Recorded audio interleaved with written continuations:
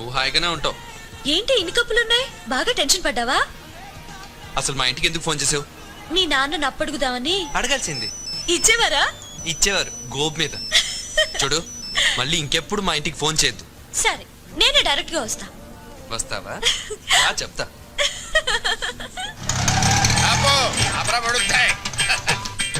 ఎంతైందో? Metre మీద ఏదైనా వేసాం సార్. మీటర్ మీద ఏమైనా వేసి ఇవ్వాలా? ఇదిగో తీసుకో. ఇదేంటి సార్? లేకపోతే ఏమిట్రా వేషాలు ఇస్తున్నావా? ఎంతైందో చెప్పు, అంతే ఇస్తాను. 10 రూపాయలు సార్. మరి ఆ 7 పేడవచ్చు కదా. నువ్వు అల్లా వస్తే నేను ఎలా వస్తాను రా? తెలివి తక్కువ వేసుకుని అనుకున్నావేమో. 500 చిల్లర ఉందా? లేదు సార్. చిల్లర లేదా? లేదు సార్. ఆనంద్ బాబు, సీతు త్వరగా. అమ్మా, మీ నాన్న నిన్ను శ్రీరామచంద్రుడు అనుకుంటుంటే నువ్వు ఇక్కడ శ్రీకృష్ణ లీల ప్రదర్శిస్తున్నావా? వస్తున్నాను. ఒరేయ్, నువ్వు ఇక్కడే ఉండు. అలాగే. ఆనంద్ బాబు, ఏ? ఆనంద్ బాబు.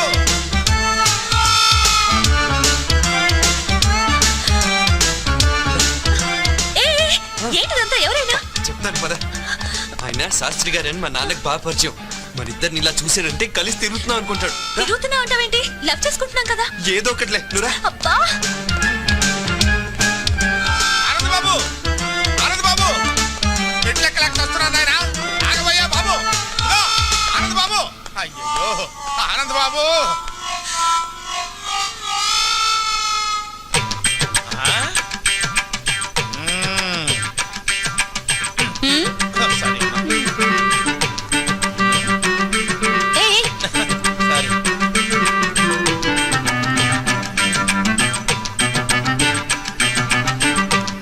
బాబు, ఏం లేదు, ఇక్కడ ఏం చేస్తున్నారా అని.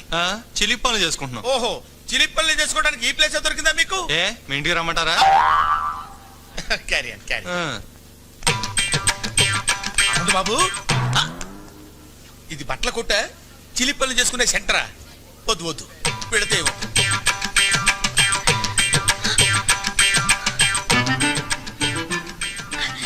మళ్ళీ హక్ చేసుకోవా ప్లీజ్? అచ్చిపా.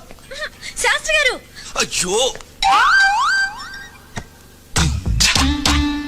అమ్మా, అక్కడ దూరారా? వస్తున్నా.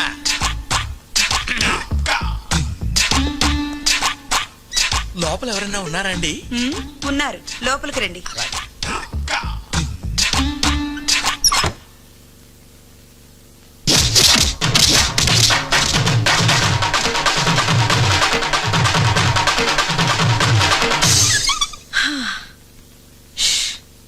అబ్బా,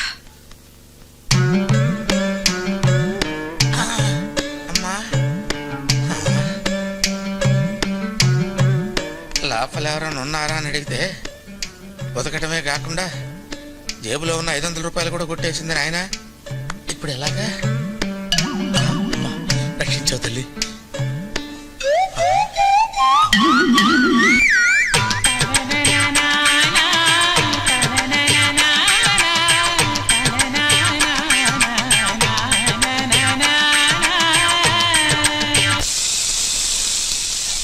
హలో అమ్మా.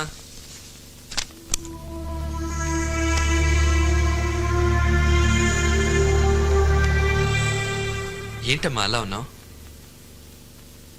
ఎప్పుడు ఏ విషయం నా దగ్గర దాయని నువ్వు ఇప్పుడు దాయాల్సిన అవసరం ఎందుకు వచ్చిందా అని. దాయాలని కాదమ్మా, కానీ ఎలా చెప్పాలా అని.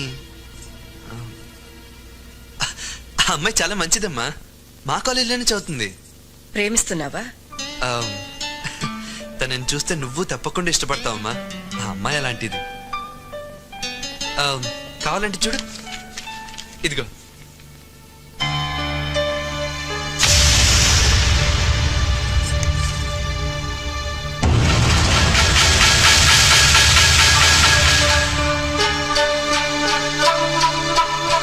ఇది వాళ్ళ అమ్మ బొమ్మ. ఇది వేసి తను మా కాలేజ్ తరఫున ఫస్ట్ ప్రైజ్ గెలుచుకుంది.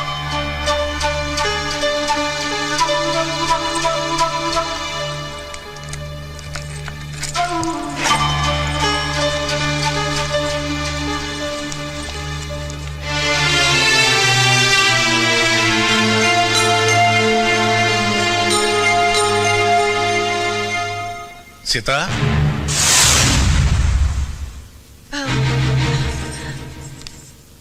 ఏమిటి చూస్తున్నావు? అది అది అది ఏం లేదండి.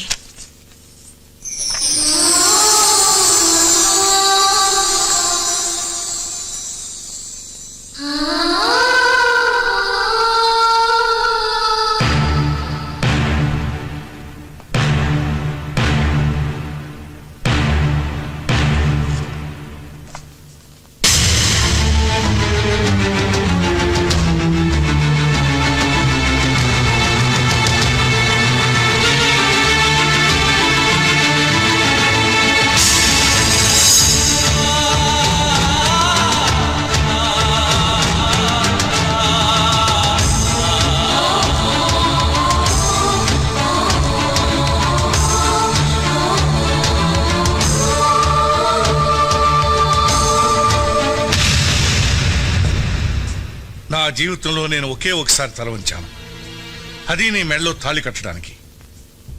కానీ నీ కూతురు నన్ను జీవితాంతం తలెత్తుకునేవ్వకుండా చేసింది. దాని జ్ఞాపకాలు నన్ను వెంటాడకూడదని, అది చేసిన అవమానాన్ని శివుడు విషాన్ని కంటలో దాచుకున్నట్టు నేను దాచుకోలేనని నీకెన్నోసార్లు చెప్పాను. నా మాటకు ఎంత గౌరవం ఇచ్చావో ఇప్పుడు తెలిసింది. ఈ దేశంలో పుట్టిన ఆడది భగవంతుడి కంటే భర్తకే ఎక్కువ గౌరవిస్తుందంటారు. అది అబద్ధమని నువ్వు రుజువు చేశావు.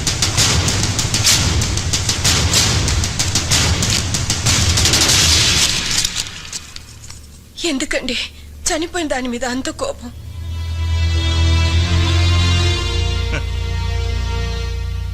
నేనింకా బ్రతికే ఉన్నానుగా.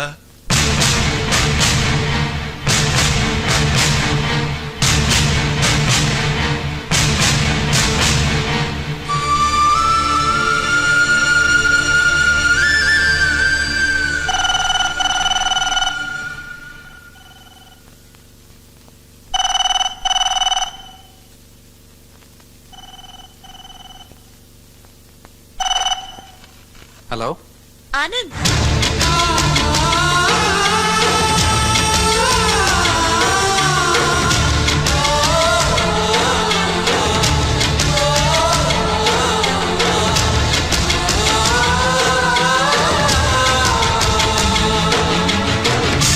ఏమేవ్ వంట అయిందా? అవలేదన్నమాట.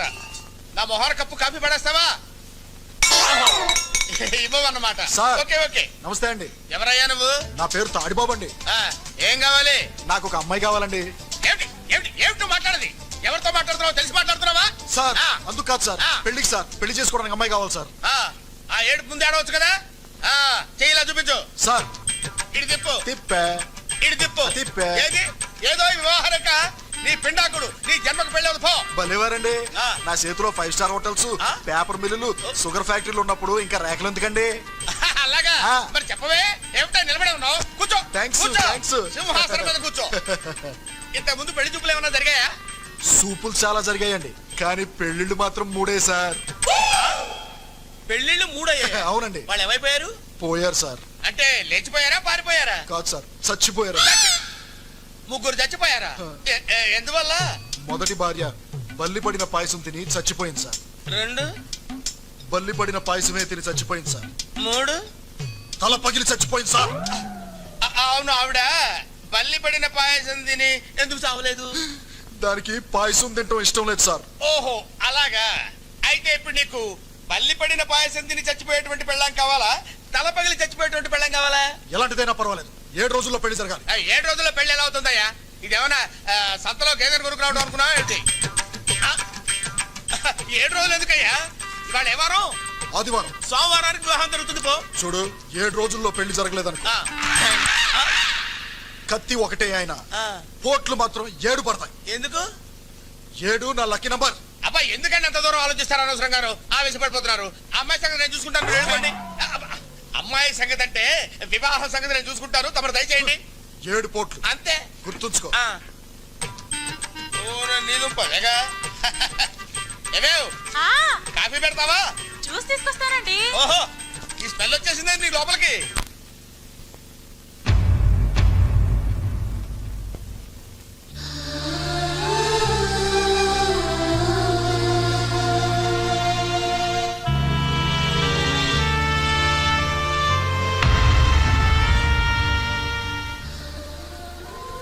సీతు వాళ్ళ అమ్మ ఫోటో చూడగానే నాన్నగారికి అంత కోపం ఎందుకు వచ్చిందమ్మా? ఇది ఎవరనుకున్నావురా?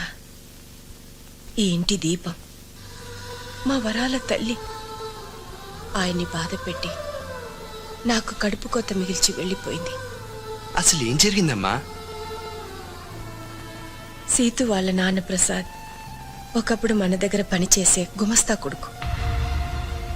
అతను తండ్రి చనిపోతే మన ఇంట్లో పనిచేయడానికి వచ్చాడు. ఎరా చదువుకుంటావా పని చేస్తావా? చదువుకుంటానండి. అయ్యా, వాడి చిన్న పిల్లాడు, వాడికేం తెలీదు. ఏదైనా పనిపించండి అయ్యా. ఏ వయసులో చేయాల్సిన పని ఆ వయసులో చేయాలి. వీడిని నేను చదివిస్తాను. అలా అతన్ని చదివించి పెంచి పెద్దవాడిని చేసి ఆఖరికి పెళ్లి సంబంధం కూడా నిశ్చయిస్తే మొట్టమొదటిసారి ఆయనకు ఎదురు తిరిగాడు. నాకు తెలియకుండా నా పెళ్ళెందుకు నిశ్చయించారు సార్? నువ్వు ఎక్కడ చదవాలో ఏం చదవాలో నిన్ను సంప్రదించే చేశానా? అది చదువు, ఇది జీవితం సార్. నేను మాట ఇచ్చేశాను.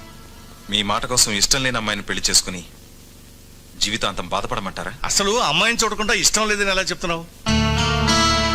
నేను వేరే అమ్మాయిని ఇష్టపడుతున్నాను కనుక. ఎవరా అమ్మాయి? మీనాక్షి.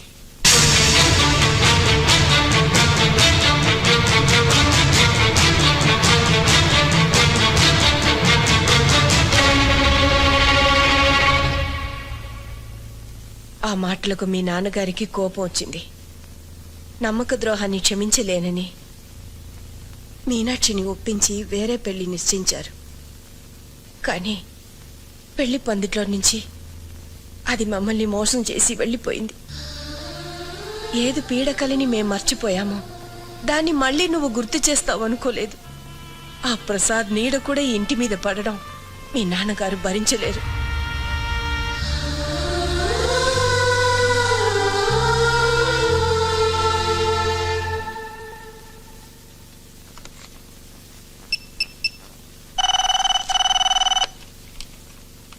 హలో,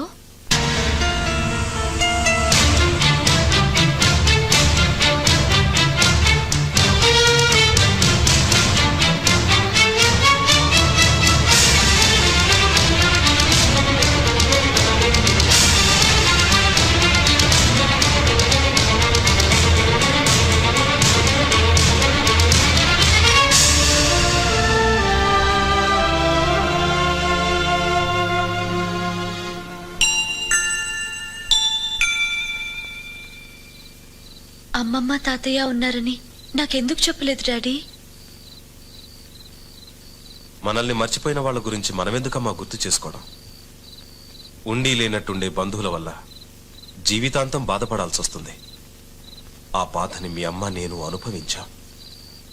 అది నీకు రాకూడదనే చెప్పలేదు.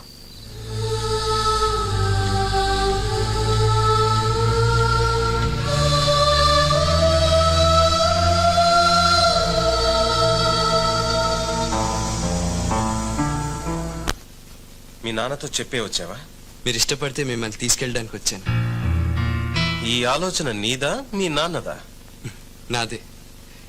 ఈ దేశంలో ఆడపిల్లని కన్నా ఏ తండ్రైనా మగపిల్లడింటికి రావడం ధర్మం అనుకుంటే వచ్చి మీ నాన్న కాళ్ళు పట్టుకోమంటావా? రేపెలాగో మీ వయసులో సగం ఉన్న అల్లుడి కాళ్ళు కడుగుతారు. సాంప్రదాయం పేరుతో ఆ పని చేయగలేంది మీకంటే పెద్దవారు. మీ వల్ల కూతుర్ని దూరం చేసుకున్న మా నాన్నగారు కాళ్ళు పట్టుకోవడంలో తప్పే ఉందండి. మీ కూతురు చనిపోయిందని ఫోన్ చేస్తే నా కూతురు చచ్చి 20 ఏళ్ళయింది, ఇప్పుడు చచ్చిందెవరో నాకు తెలీదు అని ఫోన్ పెట్టేశాడు. ప్రేమాభిమానాలు లేని ఆ పెద్ద మనిషి కాళ్ళు కాదు కదా, కనీసం మొహం కూడా చూడలేను. అలా అనకండి సార్. దూరంగా నిలబడిన మనుషులు దగ్గర అవ్వాలంటే ఎవరో ఒకరు నడక ప్రారంభించాలి. అది మీరే ఎందుకు కాకూడదు? నీకోసం కాకపోయినా నా కూతురి కోసం నడుస్తాను. ఎన్ని వందల వేల మైళ్ళైనా నడుస్తాను. బట్ నేను నడవడానికి ముందు ఈ ప్రశ్నకు సమాధానం చెప్పు. నిన్ను ప్రేమించానని నా సీతు నాతో చెప్పింది. నా కూతుర్ని ప్రేమించానని మీ నాన్నతో నువ్వు చెప్పావా? లేదు, చెప్పవు, చెప్పలేవు. వద్దానంద్, నా కూతుర్ని మర్చిపో. ఒకనాడు మీ నాన్న మూలంగా మా ప్రేమకు నా భార్య ప్రాణాన్ని ఖరీదు కట్టాను. మళ్ళీ మీ ప్రేమకు ఎవరి జీవితాన్ని ఖరీదు కట్టాల్సి వస్తుందో వద్దు. I can't imagine that. I can't imagine that.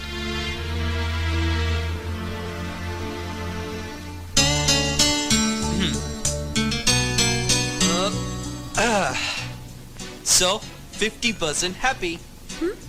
మీ నాన్న డౌట్ అల్లా మా నాన్న ఒప్పుకోడానే కదా, అక్కడి నుంచే ట్రై చేద్దాం. ఎలా? ఈ డికాక్షన్ మా నాన్న, ఈ పాలు మీ నాన్న. ఇలాగే తాగితే చేదుగా ఉంటుంది. ఈ చక్కెర మన ప్రేమ. ఇప్పుడు తాగితే స్వీట్ గా ఉంటుంది. వినడానికి చాలా స్వీట్ గానే ఉంది. రిజల్ట్ కూడా అలాగే ఉంటుంది. రేపు నువ్వు మా అమ్మని నాన్నని అంటే మీ అమ్మమ్మని తాతయ్యని ఓ రిసెప్షన్ లో కలుస్తున్నావు.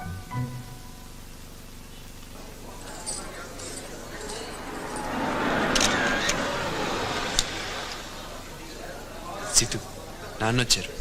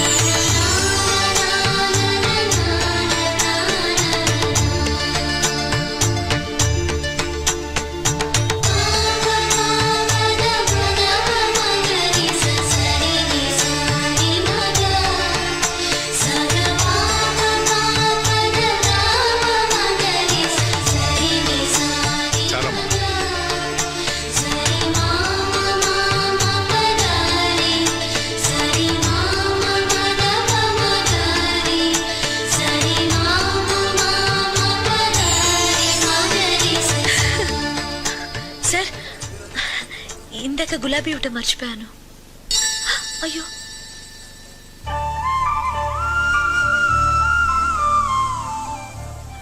అది కింద పడింది కదమ్మా. నీ కాళ్ళ దగ్గరేగా పడింది. ఇంకోటి ఇస్తాను, థ్యాంక్స్ అమ్మా. తీసుకోండి.